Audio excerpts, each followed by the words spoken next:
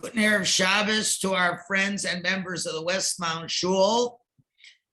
Today is EREV Shabbos, Parshas SETZE. We always like to show how the Torah can illuminate our understanding of current events. And it seems that almost every week there's big events happening. And let's go to right the beginning of the Parsha. These are the Parshas of Elul to teach us messages of how to do chuva before Rosh Hashanah. And perhaps we can connect, there's many stories we can connect to this week's current events, but let's just choose one. And that is the Ben Sorer Umere, a wayward adolescent boy who exhibits preliminary signs of insubordination. He is warned by his parents, he doesn't listen to them. He's gluttonous, and he is quickly executed. I'm not going to go into the details. You're all aware of what the story of the Ben Sorer is. The Talmud in Sanhedrin tells us that the situation is so unforgiving that it cites several opinions asserting that the situation never really occurred. So why does the Torah present an exaggerated, hypothetical Torah lesson? Unless there's something for us to learn. The Talmud says, Lo hayav v'lo nivra, there never was a Ben Sorer Umore, a recalcitrant, wayward adolescent son. However, in the Talmud, they do mention, one rabbi says, I stood by the kever of someone like that. So how do we resolve this? And the truth is, we have to learn that the tale of the Ben Sorer Morer is a religious story for every person. Let's look a little bit into this dual label of a Ben, which means a son, who's sorer umoret. Very intriguing concept. The first part of the label, the term sorer, implies straying or drifting. Exploring his world, the boy wanders from the proper course. Some people are born and raised as straight arrows, rarely veering beyond their narrow and protected space. But more often, our natural curiosity tugs upon our spirit and draws our attention to the big show around us. And Hashem instilled curiosity and wonder within the human imagination, inviting us to survey our world and marvel at its grandeur. And sometimes our inquisitive spirit takes us to places we best avoid. And sometimes we wonder, sometimes when we wonder, we begin to wander. And the Ben Sorer has veered out of his lane, but he's still redeemable. Even when we stray, we can always correct our route.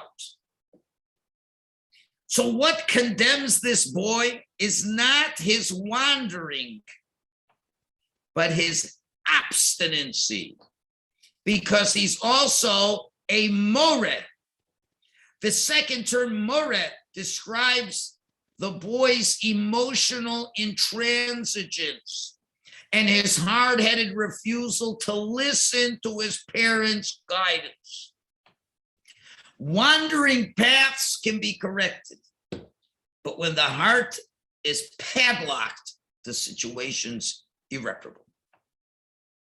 Without experienced guidance, we all spiral into a moral freefall.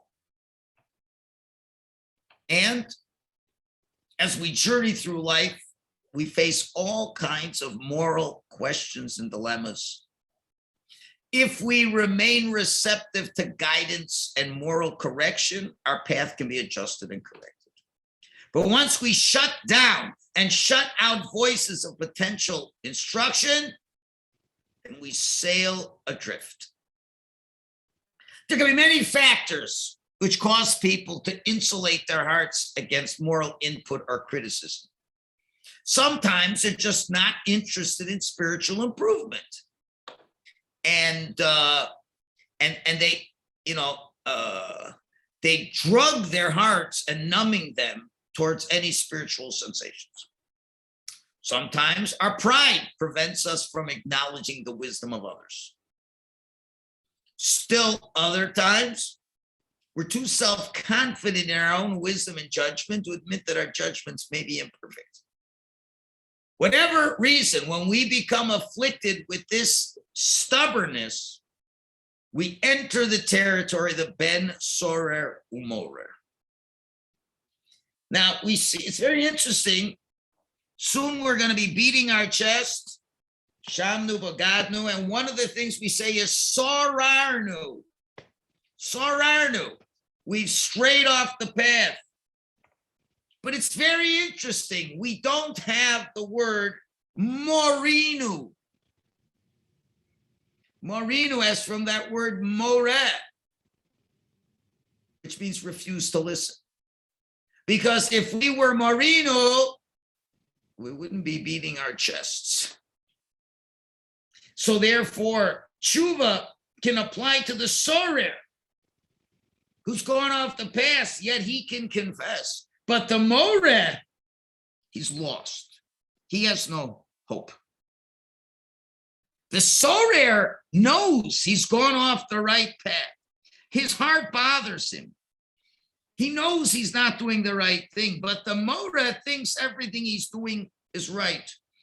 They give an analogy to a person who is mamish driving and he's a drunk driver. And they pull him over and he says, where, sir? And says, I think you had a little bit too much of like, says, okay, go out and walk a straight line. No problem, officer. Wait a minute, you expect me to walk a straight line? Why didn't you straighten out the road first? What's going on? The drunk can't admit he's drunk because the road is crooked. You see, how can someone do tshuva if he thinks he's on a right, straight path? We've seen this distinction throughout history. We know the two famous stories, one of Rabbi Lozer ben Durdaya, who sunk to the lowest level of sin that ever happened. But when a harlot said a line that stung him sharply, he tried to do tshuva, and he saw it. He wanted to do tshuva, and he died from his tshuva. And a Baskol said that Rabbi Lozer ben Durdaya acquired his world to come in 1 hour. On the other hand, we have someone like an Elisha ben Abuya Acher, who always had excuses for what he's done. He said that his father didn't raise him to Torah for proper reasons. His mother ate tray food before he was born. He heard a Baskol say that he can't do tshuva, and he ended up without doing any tshuva. Why two different stories? The answer is Rabbi Lozer ben Durdaya knew he did something wrong. He was a ben sorer, but he wasn't moreh. And he said, it all depends on me. And he did tshuva. And from Shemaim, they said he's even a Rabbi. Why? Because he teaches us how to do tshuva. Because even if you can say sorarnu, but not morinu. While Elisha ben Avuya never admitted he did anything wrong. Many people ask, Avram had a Yishmael and Yitzchak had an Esav. Yishmael was thrown out of the house because he worshiped idols and was immoral and killed people. He was called a para Adam. He was in the deserts attacking people, but in the end we find out he did tshuva. He did tshuva at the end, while Esav never did tshuva. Why? And the answer is the same thing. Yishmael was a ben sorer. He went off the path. Yes, he did. But when he finally got the right musar from his father and from Hashem, he went on the right path and gave Yitzchak the honor to be the lead at the burial of Avram. Esav was a ben sorer, but he was also moreh. He was sure that he was doing the right thing. He was always sure that he should have the birthright, even though he sold it for a pot of beans. He trapped his father's heart. He made it look like he was a tzaddik. Like the pig, he sticks out his kosher signs, but inside he's not kosher. For 40 years, he would rape women and hurt them. And then when he comes to being 40, so I'm going to get married like my father did. And he married women who worshiped idols. And when he found that they weren't good in his father's eyes, he marries the daughter of Yishmael. And in the future, the Medrash says he's going to be at a talus and sit next to Yaakov, and Hashem's going to throw him out. And Esau's going to want to get reward, but Hashem's going to say, you're a sorer and a moreh. You think that everything you're doing is correct, and therefore you never ended up doing chuva. This is the challenge of Elul. We all of us, myself included, we are a ben sorer. We have veered off the path from time to time during this year. The question is, will we add to that being a moreh as well, or will we stop at being a ben sorer? And the answer is Elul. Elul is the time where we're meant to take stock. To take stock and say, I may be a ben sorer. I may clap and say sararnu, but I hope I'm not a moreh. And if you need to see what it looks like in 2021, just look at the President of the United States. President of the United States, boy, is he a sorer? Is he off the path or what? I mean, any moron knows that when you leave a country, the first thing you do, like Afghanistan, is you get the civilians out before you even say anything. And number two, you destroy all the equipment that you're not going to take back with you. And only after that's done, then you pull out the troops. Any idiot knows this. But this ben sorer, wayward person, he can get up in front of everybody and be moreh and say, I didn't do anything wrong. I stand by my words. That's the ben sorer umoreh. A person through his entire life, it's documented, has lied and lied and lied and lied and thinks he's telling the truth. And because of that, who knows what harm he's going to do to the world. So is ben sorer moreh never happened? Maybe never in the halachic sense that as a 13-year-old boy, they took him to a court and he was killed. But oh, do we have so many ben sorer morehs in thought, in concept, and they destroy themselves. For whatever reason, there are certain people who are afflicted with this moreh-kite, and there's no hope for them. There's no hope for a president who can do no wrong. It's interesting, within the Jewish world, there are two very different and polar opposite approaches to this challenge that's emerged. Let me explain. One of the defining features of a Haredi lifestyle is the doctrine called Da'as Torah. This belief assumes that Torah scholars, big ones, possess incontrovertible truths, arrived at independent of the rational judgment or logical analysis which most of society employs. What do I mean? Experts utilize science and facts, whereas preeminent Torah authorities are privy to higher forms of wisdom. This higher wisdom extends beyond the classic religious areas of halacha or even moral behavior. The views of Torah leaders are meant, the God told us in last week's parsha, should influence or even dictate areas of personal choice, such as marriage, finances, public policy, and politics.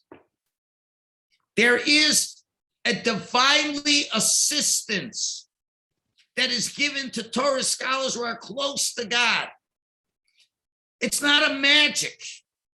It's they're totally absorbed in God's Torah, totally absorbed in God's will, totally outside of the pale of being caught up in the narishkeit of this world, and they see with God's eyes the realities of life that no scientist, no psychologist could understand as they use it through their blurry-eyed vision. And therefore, there is something called believing in Das Torah. There are thousands of examples throughout Jewish history about Das Torah. I'll just give you one simple one. What was going to be Western society, United States, post-Holocaust? What was our response to assimilation? The Das Torah said, so many people said, build synagogues. The Das Torah says, build yeshivas, build kollels, build day schools. In the 1940s, people said, you're crazy. That doesn't make any sense. No one's interested in it. And they said, send your children to day schools. It was unheard of in those days. Send your children to kollels. Kollel, guy not to work. Build schools. Build mikvahs. And others say, build fancy, beautiful shuls, and we'll live in the suburbs and we'll drive to them. At the end of the day, who was right? After 75 years. It's the Das Torah that has saved whatever Jews that remain in North America. There is a higher understanding that transcends what we use with our five senses. And this past year, we witnessed an extreme application of Das Torah, as many Haredi institutions remained open during the pandemic, despite the warnings of medical experts. Because knowledge available to Torah scholars is more compelling and authoritative than science and statistics. By and large, those who don't operate under Haredi social norms do not impute supernatural authority to Das Torah. Now, they agree that religious and even moral issues are deferred to rabbinic opinion, but they staunchly disagree and say personal decisions not directly influenced by religion remain the personal autonomy of each individual or each community. And these people, their decisions are more frequently taken in consultation with experts. Medical treatment upon the guidance of doctors, emotional well-being upon the input of psychologists, and financial decisions based upon financial advisors. Those who do not follow Das Torah face a haunting but important question, which is, who do you listen to? Have you become too autonomous? Is there too much self-arbitration and insufficient guidance? And maybe the most difficult question to those who don't follow Das Torah, when is the last time you changed your mind about a religious or moral issue based on a more seasoned opinion of a greater authority? Are people too resistant to input or even frontal rebuke? Is there an authoritative voice in our life whose input and whose opinion we carefully regard before taking and making important decisions?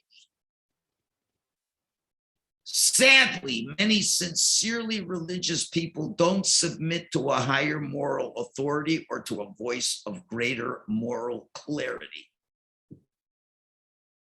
The world has suddenly been fashioned into one of self-arbitration and extreme, unwarranted moral self-confidence. And it seems that there are three factors in our culture which have aggravated this condition. Number one, we'll call personal autonomy. Living in a democracy is good, but there's a little danger, great danger. Democracies grant each citizen political and economic autonomy. It liberates every individual to live their life without political restraint or social limitation. And when it frees us from external manipulation or suppression, it can unleash our greatest potential and preserves our most innate human dignity. But political autonomy should never be confused with moral autonomy, where a person leads their life based on their own values, their own moral discretion. Living in free democracies without built-in social hierarchies has led to a world of moral self-arbitration. Now, this approach, people may feel is more authentic, but it's much more precarious. How do you know you're right? And then there's the next point, which we'll call the moral conversation. In the past, we expected our leaders to be moral role models. They didn't just represent our political interests or implement our policies, but they reflected our best dreams and our most high-minded ideals. But very sadly, the profile of political leaders has dramatically deteriorated. For various reasons, fewer and fewer of our elected officials and public personalities deserve to be moral role models. And most citizens no longer expect moral guidance from their elected officials, who more commonly are elected based upon their effectiveness in government or doing favors, but not upon their integrity. Politics has become more transactional and less existential. And when moral issues are removed from the public conversation, they fade into oblivion. The vanishing of moral values from the public commons creates such a vacuum, which is filled by everybody's own individual moral conscience. And input and guidance are becoming lost commodities. And the third and final and the most devastating reason is that everyone is an expert. You know, our world used to be a lot smaller. Hundreds of years ago, we lived contained lives. We're in small places. We never traveled too far. We invested deeply in our relationships and processed our world with all its complexities. But our modern world, we live in this expanded global village. We encounter far more than our ancestors ever confronted. We probably cycle through more information in a day than previous generations processed in a year. And here's the scary part: information is not wisdom. Because of our exposure and pseudo-education, we feel more empowered to offer our opinions. In our world, everyone is an expert, and everyone has a social media platform to disseminate their unearned and unsolicited expertise. And over the past year and a half, as we've wrestled with the pandemic, how many expert opinions have we been flooded with? How many have spoken authoritatively, even without a modicum of scientific or medical background? life in the city of experts leaves little room for guidance and spiritual instruction.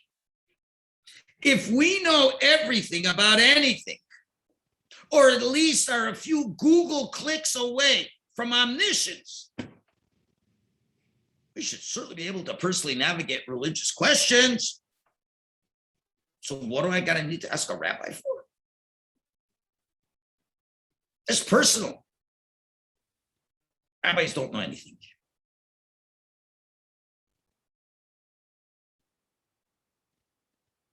Halavai would only be the issue of the pandemic. We're coming to Rosh Hashanah. Me and you and all of us suffer from being a ben sorer. The only question is, are we going to continue to be a ben mora? We're going to use Elul to say the most difficult words. And ask yourself, when was the last time you said these words out loud in front of others? I was wrong and the Torah was right. I was wrong and Hashem was right. The Talmud tells us that we come into the next world, and when the Rishaim will be judged, they will say, Hashem, I was wrong and you were right. But you know what? It's going to be a little too late. So I ask you, is the Ben Soramer really just a hypothetical question? Or maybe it's more prophetic than theoretical.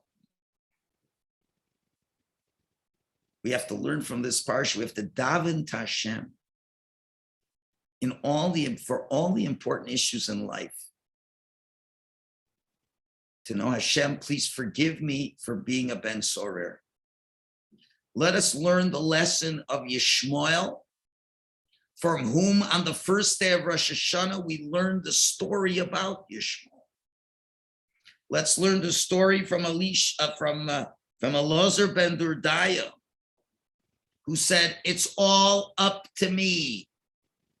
I can't blame it on anybody else. Everyone knows the misery of their own souls. And Elul is such a great time within the confines of your own personal life, is to say, where am I sorer and how I will not be a mora. If we can do that, we've learned a lot. And then Hashem will welcome us with open arms, because Hashem is willing to forgive. Oh, is Hashem so forgiving? If we can only go to people who we have hurt and apologize to them. If we only turn to Hashem and say, Hashem, I've strayed, but I want to come back, and I admit that I've got some issues. And guess what? You may not fix them all. It might not be possible. But you're still not going to be a more. You may still wander. But as long as Hashem knows you're trying and you're not more, then there's a reason to give you another year of life. Because you're trying to stop. But if a person says, I know everything, I don't have to ask any questions, I'm smarter than everybody, and everything is fine and I have nothing to correct, oy vavoy. Just look at Joe Biden. Let's hope we're not looking in the mirror. Have a wonderful Shabbos. We hope to have an amazing year all together. Everybody, to see you all in shul, to coronate the king, and to show him that we're truly loyal, to say Yechi HaMelech, and that will bring us closer to the bringing of Mashiach. B'mheira v'yameinu. Amen. Thank you all for listening, and have a great Shabbos.